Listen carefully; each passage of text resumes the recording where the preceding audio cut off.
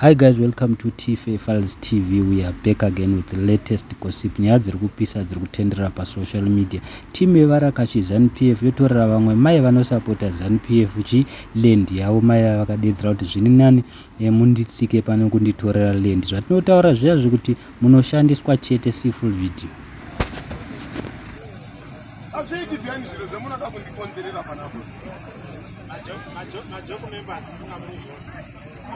Zviro zvemunondikondera ndataura ndikati mai vakabva kuharare vakaudza kuti saka chivatorai muende navo kuharare ofisi mochizouya mechiita zvinhu izvi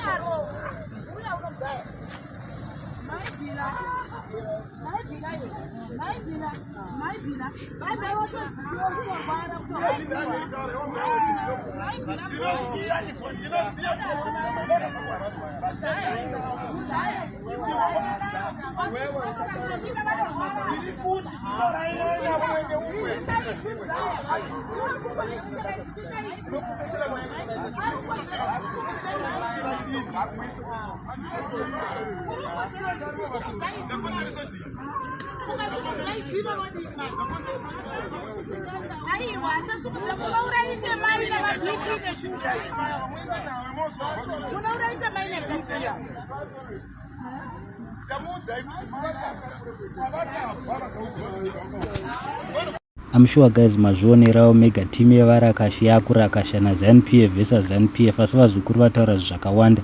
Mumwe munavo yakati ZANUPF is a evil to everyone despite your affiliation, asi tikataura tinonzi tinovenga hezvoka ivhuriye harisi remunhu wese ndera ED. Mumwe munhu akati ED pfe, we are the army, we are the judiciary, we are the police, saka muchaita sei?